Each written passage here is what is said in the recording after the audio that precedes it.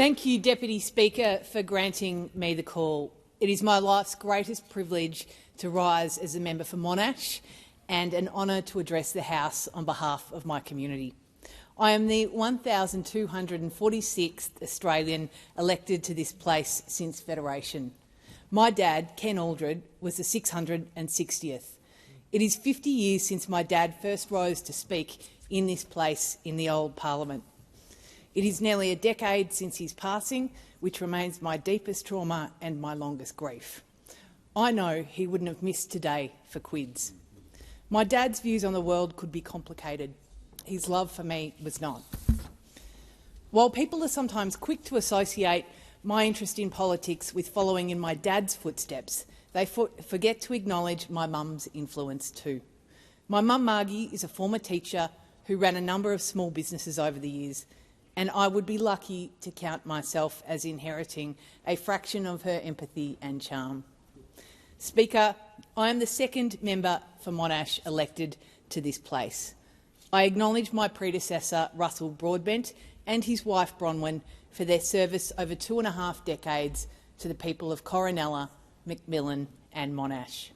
I know that my predecessor will be best remembered by many colleagues for his eloquent and ineffaceable speech in 2009 after the Black Saturday bushfires, where his words reflected the acute grief of impacted communities such as Jindivick.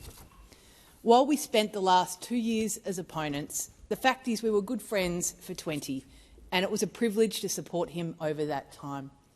Russell and Bronwyn Broadbent are good people. I wish them well. Yeah.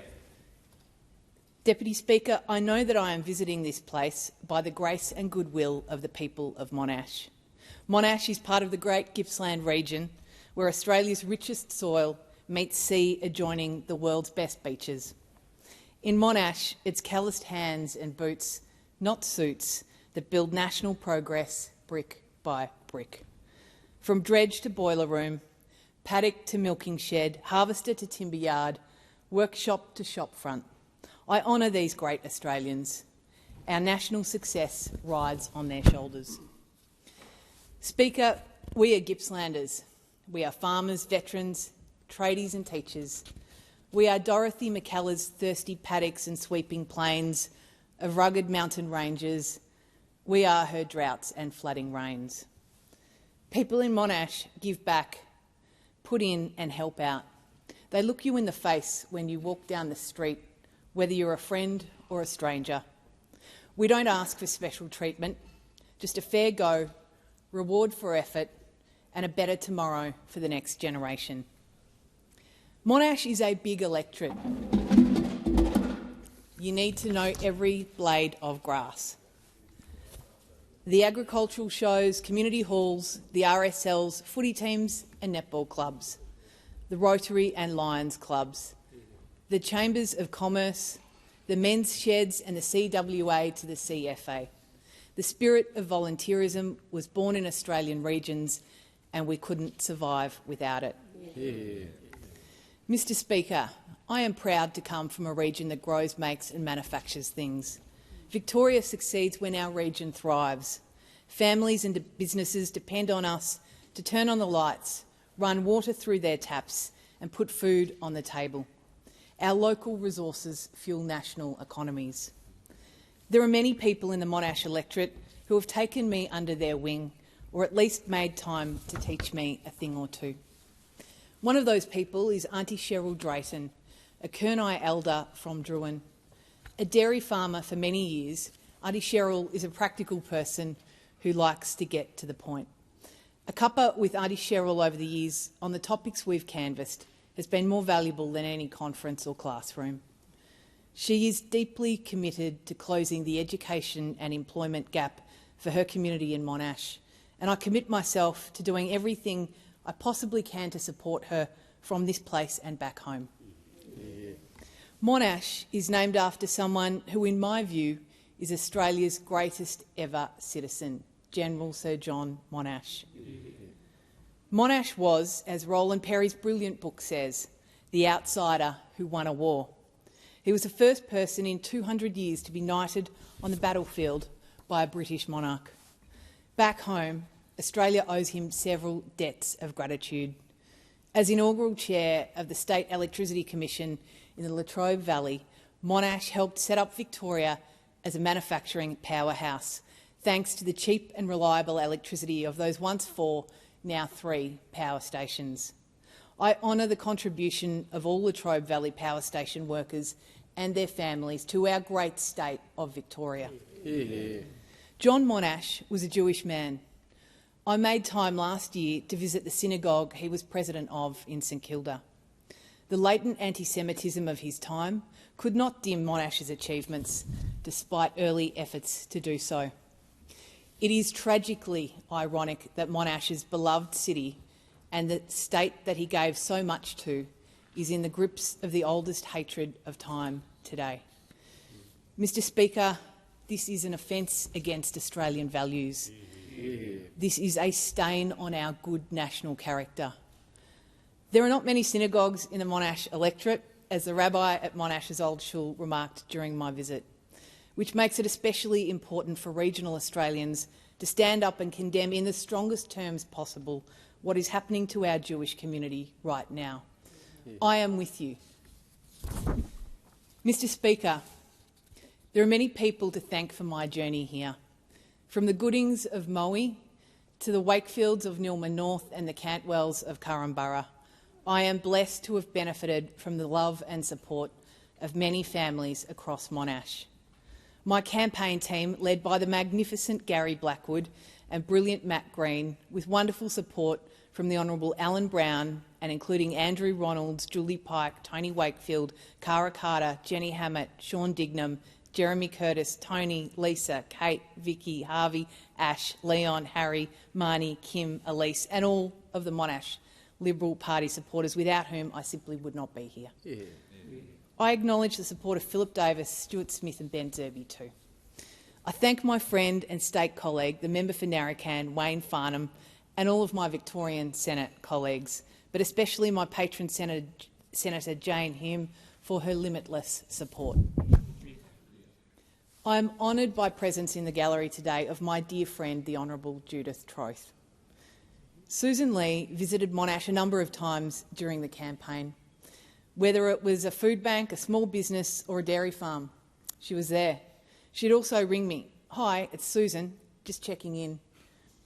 In netball parlance, that was a "here if you need," and it meant a lot to me. My supporters were there for me every day I was a candidate, which spanned about 18 months or 538 days if you're counting, with many of them spent traversing every highway and dirt road across Monash in a 22-seater big blue bus that had a few nicknames, including the Monash Express, even though my journey here was not. My Jack Russell Terrier would often be riding shotgun in his Liberal blue bandana. Above all, it is my family to whom I owe my deepest gratitude. My mum Margie, as well as James and Philippa, Lucy and Phil, John and Sonia, plus the Littleys I'm auntie to. You are my everything. It was not an easy campaign, with Labor on the national ascendancy, one of the most cashed-up Teal campaigns in the country, and a long-term incumbent recontesting. To succeed with a swing to the Liberal Party is a privilege. Yeah. I will not meet the opportunity in front of me with reticence. There are many local priorities that I want to achieve on behalf of my community. I will continue to do what I have a track record of doing, and that is push as hard as I possibly can to help get a new West Gippsland hospital delivered. During the last few years, I've worked with local communities in Inverloch and Phillip Island staring down the barrel of coastal inundation. They cannot afford to wait years for mitigation. Their homes will disappear. They face a problem which many other coastal communities are grappling with, which is why I believe we need a national framework to address coastal inundation across Australia. Mr Speaker, the Prime Minister was once a Transport Minister who said nearly a decade and a half ago that he believed infrastructure is a critical enabler of productivity. I agree. But in regions like mine, roads and infrastructure still lag generations behind. It's about levelling up opportunities for manufacturers and primary producers who depend on getting their products to market competitively. I'll work with anyone who's prepared to walk the talk on making that investment, but our regions are tired of inaction. Mr Speaker, I am not a veteran, but I am passionately committed to improving the lives of those who are. Local veterans, led by Bill and including Ben and Lindsay, Lynn, Bob and Christine, have taken the time to share their experiences with me, to my profound gratitude. We must properly address the care and sufficient repatriation to civilian life of those who sign up and are forever changed by that call to serve. I commit myself now until the end of my time in this place to that effort. Mr Speaker, my family moved to Upper Beaconsfield when I was around 12. My parents ran a small business. I saw them work around the clock with lean margins and high stress. I wanted to help them so much that I left school at 15 to work full-time as a farmhand. I later went back and completed school. But carting hay in 40-degree heat and doing feed runs in the freezing rain, fixing fences and digging out drains taught me more than I learned from the 3 university degrees that followed. It taught me about hard work, about patience earned from the monotony of doing things properly, and those lessons have seldom failed me in the years since. It is where my passion for small and family businesses was ignited, and why I have dedicated such a huge chunk of my working life to being a voice for mum and dad operators. It's small business people that get out of bed every morning and put their house on the line just to give someone else a shot at a job. It's small business owners who give young people their first opportunity in the workplace. And it's small business owners that so often put their hands up to help out at our service clubs and put their hands back in their own pockets again and again to sustain our local sporting teams, even in tough times. It's where innovation thrives without the constraints of corporate bureaucracy. But the fact is, Australian small business people have never worked longer days for less reward or faced more risk and red tape. Mr Speaker, while I may have grown up in a Liberal household, I am not a hater of the Labor Party. In fact, my parents instilled in me a clear understanding that political opponents are not enemies, that while we have different, sometimes markedly opposite views on policy, we all love Australia and that there are good people on both sides. There are Labor people who have been very generous to me, and while I won't embarrass them, I would like to acknowledge the Honourable Martin Ferguson for his ongoing commitment to the Gippsland region, which I really just see as an extension of his old-school Labor values in support of blue-collar workers and regional jobs. Those values seem a bit out of vogue these days. During the election, I had an older couple from the Latrobe Valley approach me at a listening post outside the little IGA in Trafalgar. "We're lifelong Labor voters, you know. I've been a worker all my life," the gentleman said. "But we're going to vote for you, which means we're going to vote Liberal for the first time," the lady added. My couple at the IGA didn't so much feel as though they had left the Labor Party, but that the Labor Party had left them by forgetting their history and ignoring their future. I say to that couple and the many others in my community who shared similar sentiments with me, I will not let you down. I express my deep concern that as a country, we are losing the ability to respectfully disagree with one another on big national issues. Our democracy depends on the premise that we should have big contests because the ultimate responsibility of government is great. Voters should have a clear choice and arguments on policy should be made boldly, not timidly. We need to change the tone of Australian political discourse, and as a newcomer to this place, I commit to doing my small part constructively, boldly, respectfully in this regard. Mr Speaker, I will not be shy about speaking up for regional industries that employ people. I believe that strong businesses sustain strong communities. I am particularly passionate about our timber towns, farmers and small businesses.